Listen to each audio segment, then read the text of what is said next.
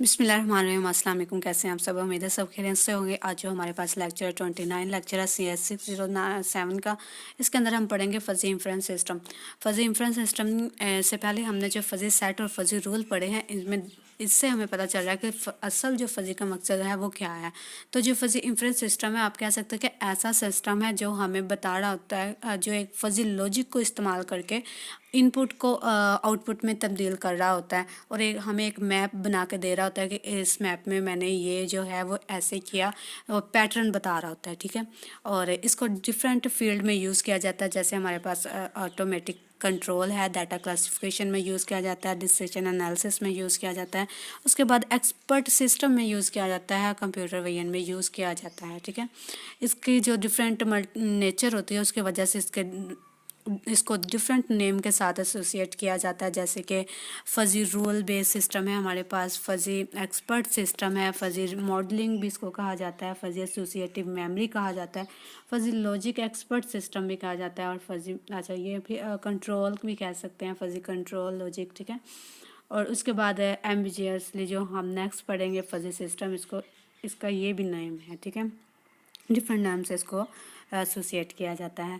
एक है हमारे पास मेमदानी फ़ज़ी इंफरेंस। ये हमारे पास फर्स्ट कंट्रोल सिस्टम था जो हमने फ़ज़ी मेथडोलॉजी के ज़रिए जो है वो बनाया था।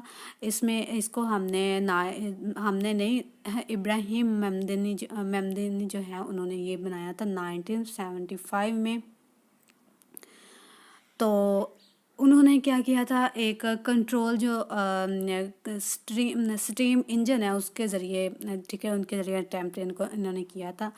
जो जो हमारे पास थे लुत्फ़ज़ादे, उन्होंने जो पेपर बनाया था 1973 में, एक एल्गोरिदम जो कम्प्लेक्स सिस्टम पर था और डिसीजन प्रोसेस पे था, उसी के बेस पे जो है मेमदानी ने इस पे जो है वो काम किया था, और मेमदानी फ़ज़ी इंफरेंस जो है वो उसको इंट्रोड्यूस करवाया था। ठीक है, तो ये फर्स्ट कंट्रोल सिस्टम था इस पे। ठीक है, तो 5 पार्ट ऑफ फ़ज़ी इंफरेंस प्रोसेस, ये वो 5 पार्ट हैं जो हमने इस सिस्टम में लागू किए हैं, इस सिस्टम के ऊपर अप्लाई किए हैं।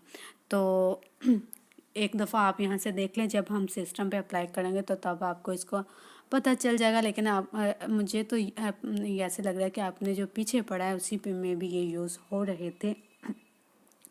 अच्छा जी, फ़ज़िफ़िकेशन ऑफ इनपुट वेरिएबल। पहले जो वेरिएबल हमने इनपुट करने हैं उसकी हमें फ़ज़िफ़ाई करनी पड़ती है। ठीक है, फ़ज़िफ़ाई हुई होती है, पहले से ही हुई होती है। ठीक है, नेक्स्ट जो है हमारे पास एप्लीकेशन ऑफ फ़ज़ी ऑपरेटर। जो हमने एंटीसीडेंट, आपको पता होगा जो देन से पहले वाला पार्ट होता है वो हमारे पास एंटीसीडेंट जो है वो पार्ट होता है। वहाँ पे हमने अपना फ़ज़ी ऑपरेटर जो है वो एप्लीकाई करना होता है। देन जो होता है आपका implication of from antecedent to consequent. ठीक है, आपने देखा था लास्ट लेक्चर में कि जो इंसिडेंट होता है, मतलब जैसे ही हम इनपुट देंगे उसके बेस पे आउटपुट जो है वो बनेंगे। तो ये वही बात कर रहे हैं। नेक्स्ट हमारे पास एग्रीगेशन है, कॉन्सिक्वेंट अक्रॉस द रोल। ये एग्रीगेशन जो है वो हम इस जो हमारे पास लेक्चर है इसमें नेक्स्ट हम पढ़ेंगे। तो डिफज़िफिकेशन ऑफ आउटपुट, फिर उसको डिफज़िफाई किया जाता है उस क्रिस्प वैल्यू के लिए। पहले हम उसको फ़ज़िफाई करते हैं, नेक्स्ट जब हमने आउटपुट ली होती है तब हम उसको डिफज़िफाई करते हैं। ठीक है, ये आपने याद रखना है। नेक्स्ट हमारे पास केस स्टडी डिनर फॉर 2। इसमें क्या होता है कि 2 लोग जो है वो डिनर के लिए जा रहे होते हैं। उन्होंने वहाँ पे एक फ़ज़ी सिस्टम जो है वो उसकी हेल्प से उन परसेंटेज जो टिप है वो देनी होती है।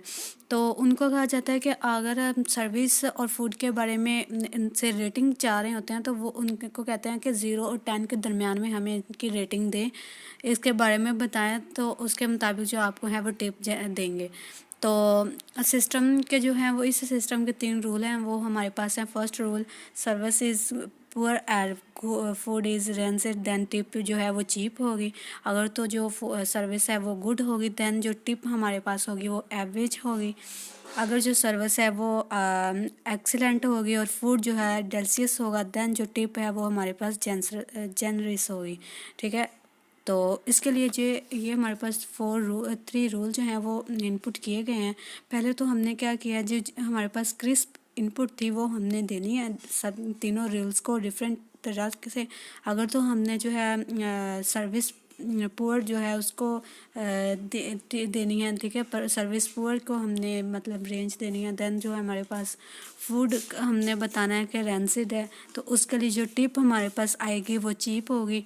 और उसके बाद अगर सर्विस जो है हमारी गुड है देन उसकी टिप जो है वो एवरेज होगी। और इसका जो हमारे पास इनपुट है वो हमने एक है, सिर्फ सर्विस के बारे में बताना है।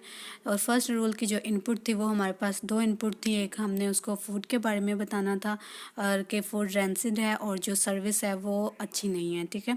तो जो हमारे पास इसी तरह रूल 2 में इनपुट एक आ जाती है और वो सर्विस गुड है, और इसके लिए जो टिप है हमारे पास वो एवरेज टिप है। और जो सर्विस रूल 3 में हमारे पास क्या है कि जो सर्विस है वो एक्सीलेंट है और फूड जो है वो भी अच्छा है। देन जो टिप है इनके लिए वो जनरस हो गई, ठीक है। इन तीनों की जो इनपुट है वो हमारे पास एम्बिजियस की जाती है। जैसे उसको हम इस जो हमारे पास ये सेगमा आपको नज़र आ रहा है इसके ज़रिए करते हैं ये, और ये असल में हमारे पास एक एम्बिजियस है जो इन तीनों इनपुट को, इन तीनों रूल को यूज़ करते हुए इनकी इनपुट को ठीक है आउटपुट में कन्वर्ट करता है, ठीक है। ये हमारे पास एक आप कह सकते हैं कि एम्बिजियस है इन तीनों का, ठीक है।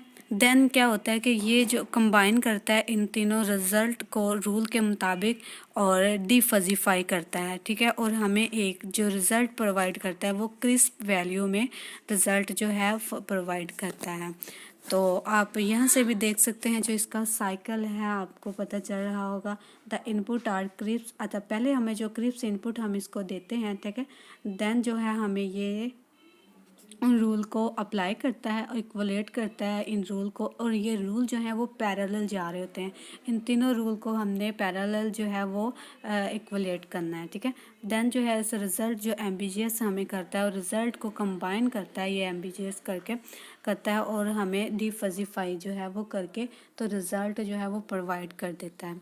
जो रिज़ल्ट होता है वो भी क्रिस्प होता है, ठीक है। ये आपने याद रखना है। और जो इसकी टिप रेंज जो है हमारे पास वो 5% to 25% तक होती है।